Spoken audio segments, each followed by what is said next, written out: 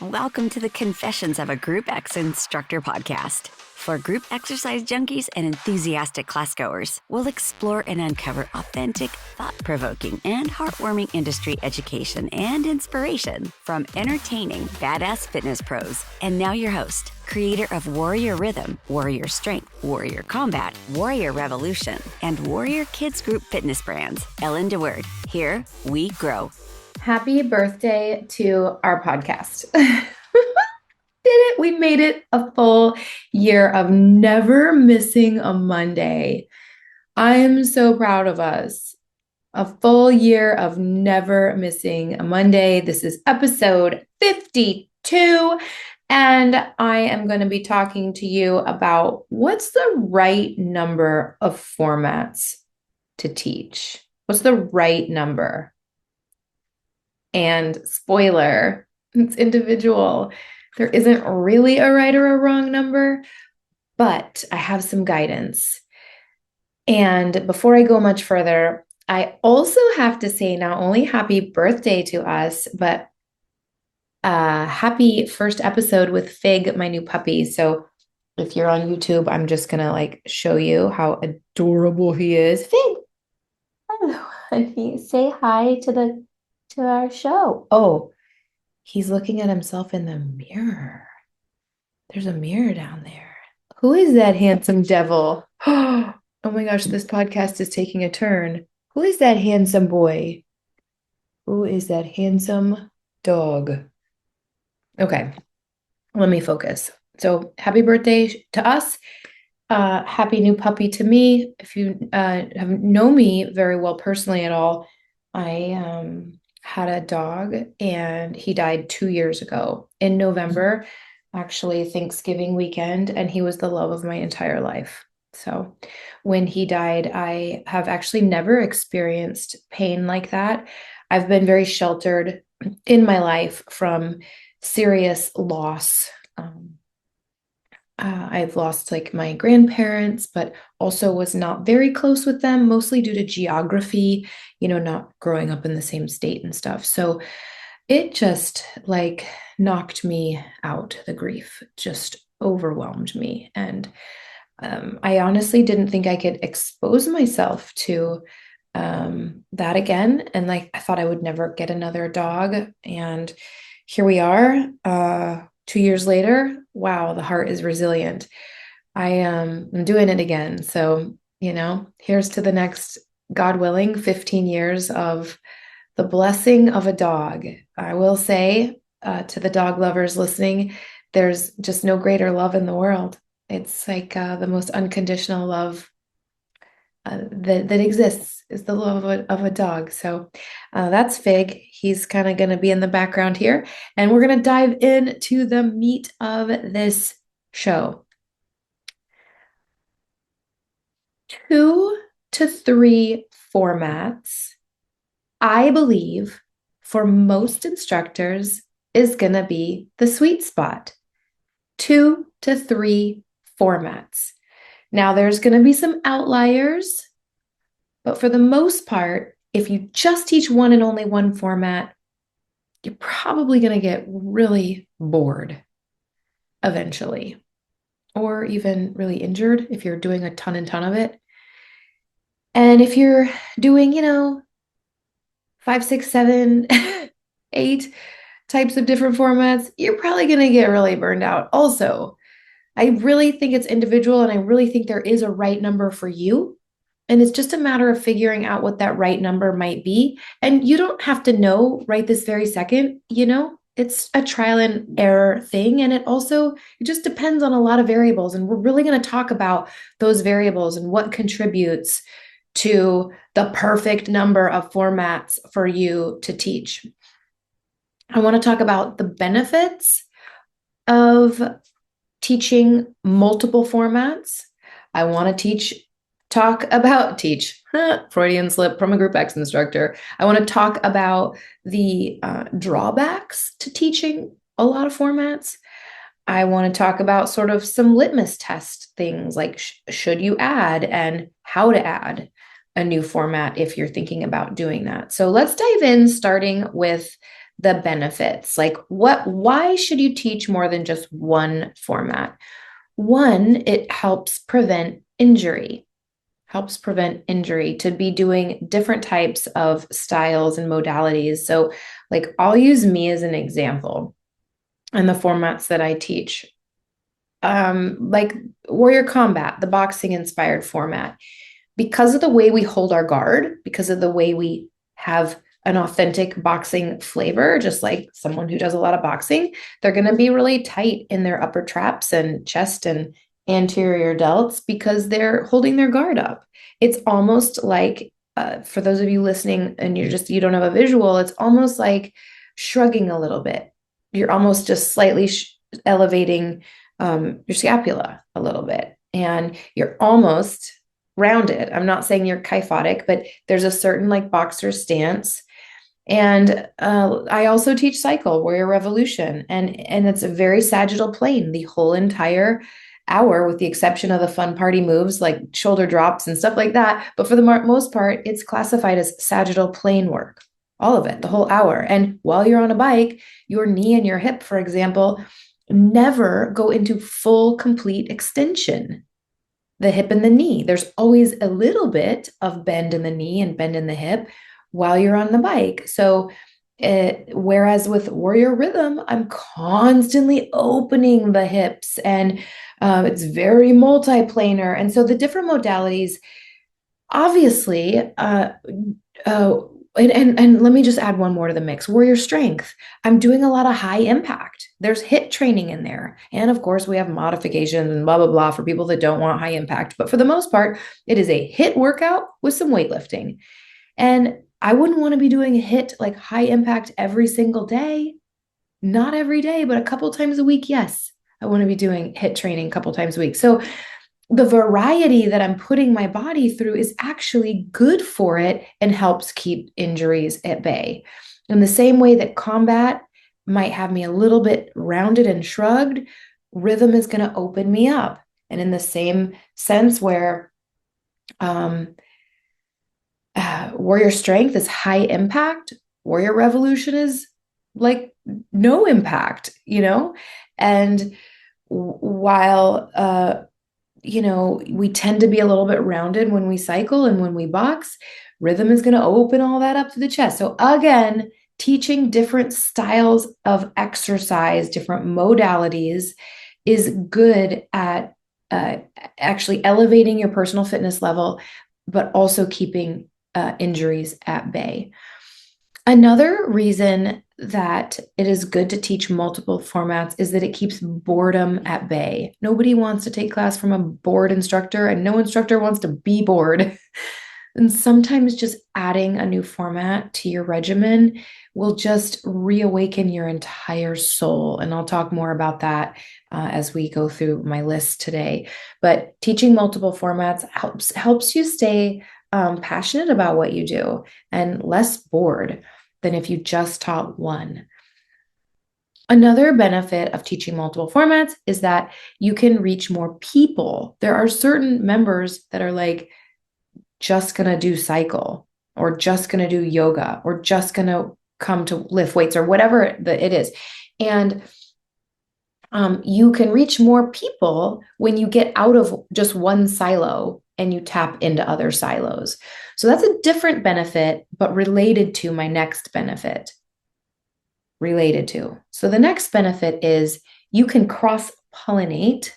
Trying to think of a better word for that, but cross-promote.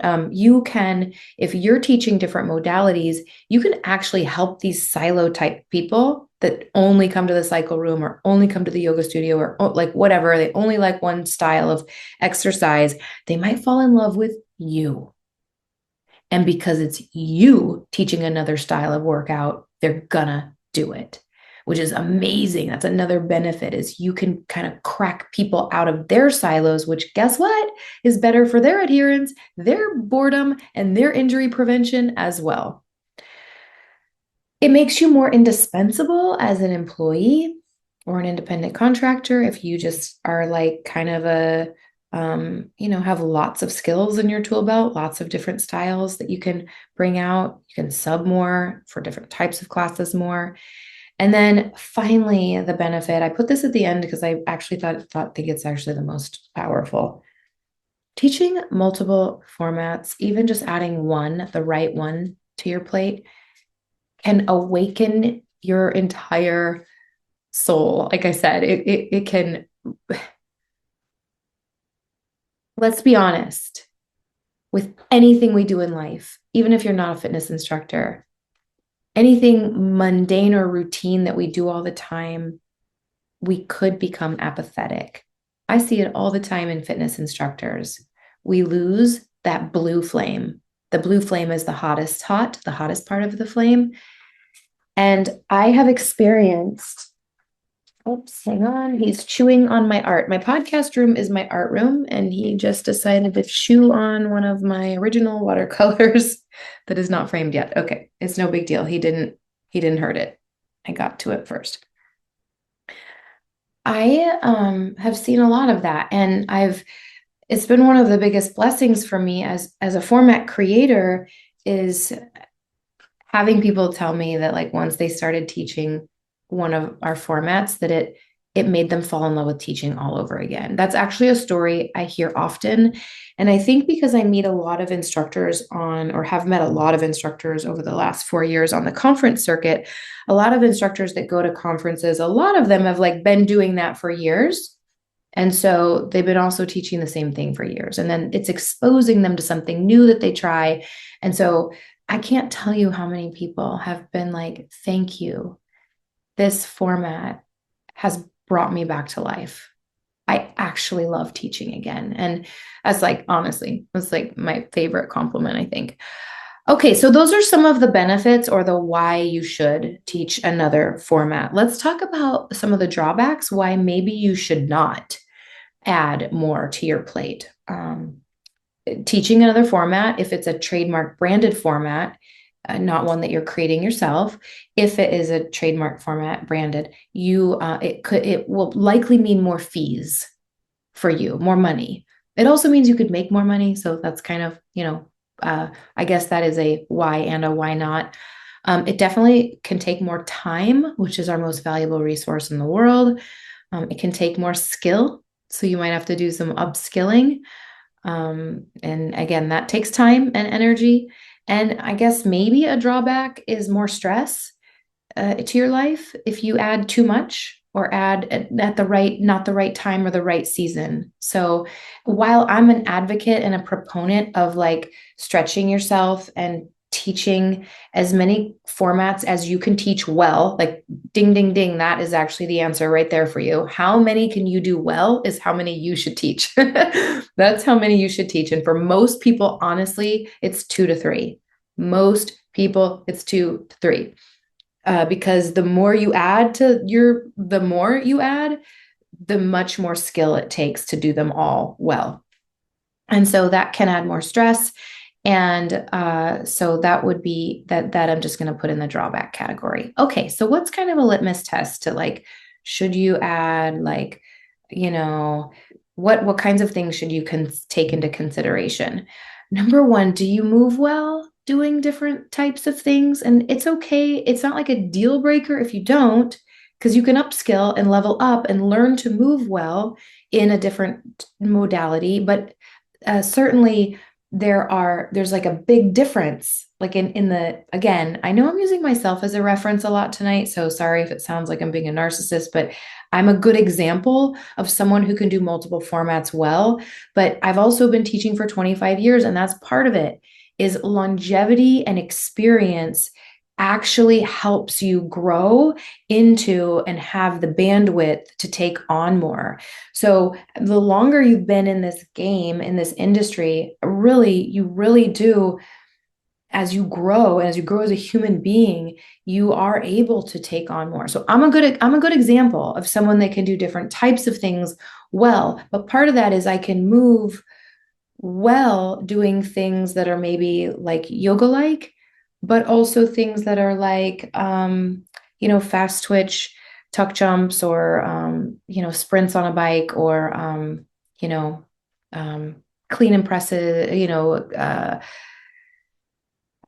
I'm able to move my body with different styles of workout. And again, it's not a deal breaker if you're not, it's actually an opportunity, which will tie into my confession today, for you to upskill. But it is important, if you're going to be adding more, that you look good, you look the part doing it. And the biggest component of that is how you move. Something to consider. Do you have the bandwidth? Like, do you have the time and energy to take on something else? It's an honest, like, litmus test question here. Do you really have the bandwidth? Is it the right season of your life? Because we have seasons. We have seasons. We have seasons, sometimes going through divorce, sometimes having babies, sometimes, I don't know, menopause, death of a parent, death of a spouse. Like, there's different seasons of our lives. And I think some seasons lend themselves more to growth and development professionally and taking on more than others. Like, I'm a good example because I have 3 grown kids, and I just have the time, and I have the energy, and I have the bandwidth. And so I'm teaching more formats now than I ever have. And I've taught a lot of formats. You don't always have to keep them either. There's been seasons of my life where I taught, I did Les Mills for 14 years. I did Pound for 3 or 4 years. I did Rep Reebok. I did Mosa. I did um, just numerous different, a whole litany of 24-hour fitness formats. So there's seasons. So right now I teach Warrior Rhythm, Warrior Strength, Warrior Combat, Warrior Revolution, and Warrior Rhythm Roots, which is the new senior program we just released. And I say senior, but it's more like active agers and adaptive athletes. It's more like just anyone who could use the assistance of a chair or needs maybe some help with balance. I like to refer to it like that as opposed to a seniors class. But that's important too, because my brain could take on more. My body couldn't take on more than what I'm doing right now, but I could add roots because it's not very taxing on me physically. So that's another consideration, is how physically taxing is your schedule, and are the different classes you teach, and is it smart to add more? Because I know I said adding a bunch of different styles is good for injury prevention, but too much of anything is just too much and could be not good for you. So how long you've been teaching, is a factor, your bandwidth, how well you move. And then another good litmus test is, like, are you under challenged? Are you under stimulated? Again, are you bored?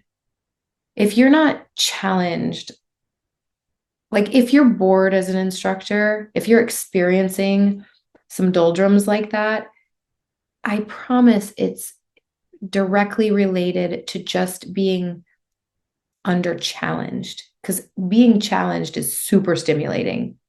So, food for thought. So now let's talk about how to add. Okay, let's say you've been listening to this and you're like, "Oh my gosh, she's speaking to me. This episode is for me. I am bored. I want to meet more members. I want to be more indispensable as an employee. I want to reignite my fire." Whatever your reasons are as you're listening, if you're like, "Yes, that's me." So now what? Like, how do I pick one? What do I do? So I say date your options. You don't have to commit. Like, do a deep dive, ask a bunch of questions, try the workout first and foremost.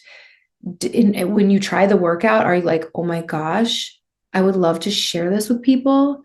Like, or the people I teach would love this. Try the workout and do your due diligence and your research. What is it going to cost? Are there continuity fees?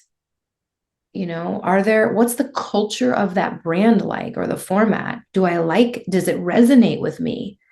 Would I want to connect? Would I want to identify as someone that kind of belongs to this group of instructors?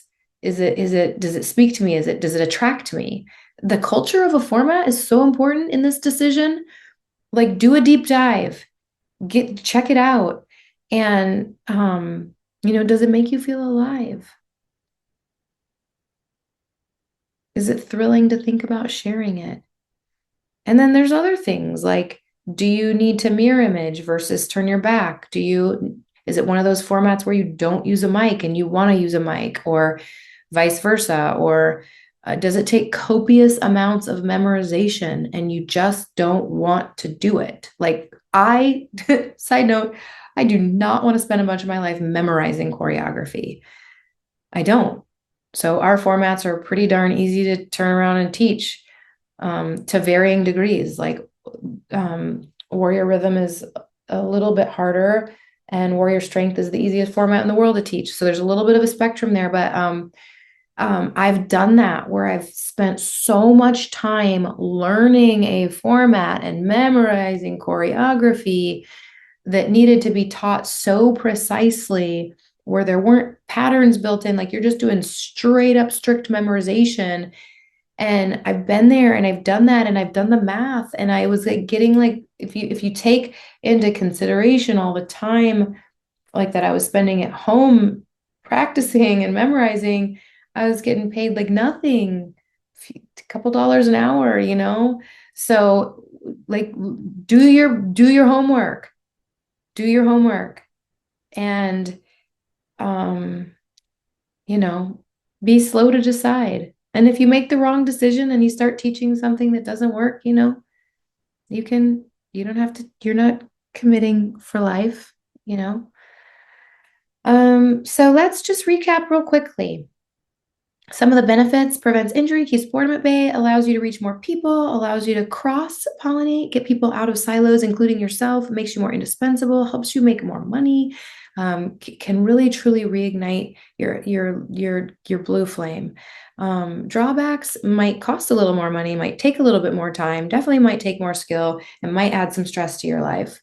Litmus test, can you move well? Like, can you do, you know, can you look the part in terms of movement quality for what you want to add? And if not, that's okay. Can you get there?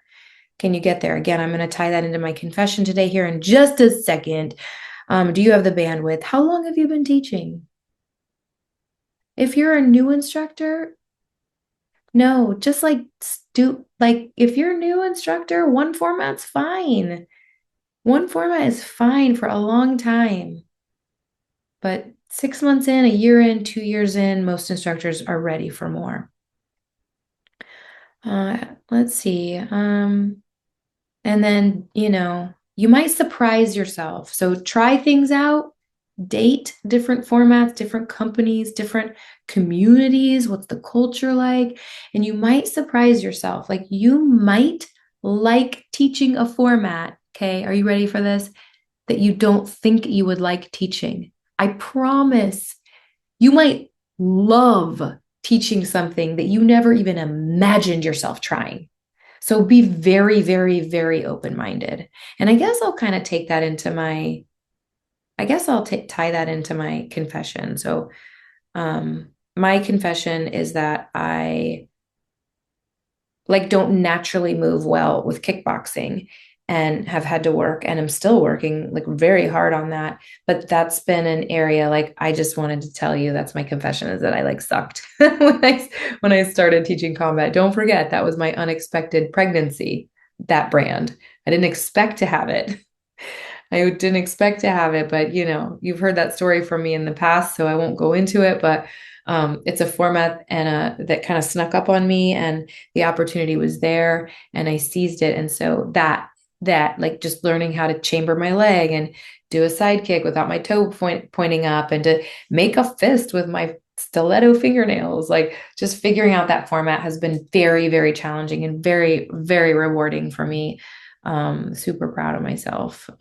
So my other formats were very natural for me. So anywho, I wanted to just say this in closing, that your bandwidth, your capability, your capacity, and your competency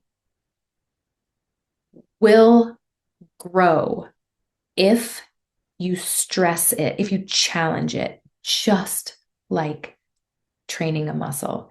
Just like we know how we literally are tearing down our muscles so that they can build back up. It's the same thing with our skill and our bandwidth. If you would have told me, like, I don't know, 10, 15 years ago that I'd be teaching, 5 formats and absolutely thriving, I would have been like, what? No way. But it's because I've continued to challenge and stress that muscle and the capacity to learn more and the capacity to learn more choreography and to keep adding. I've challenged that, and so it grows. And that's my challenge to you. If you feel like in any way that you've been stagnating, is maybe it's time to get out of your comfort zone and take on something new.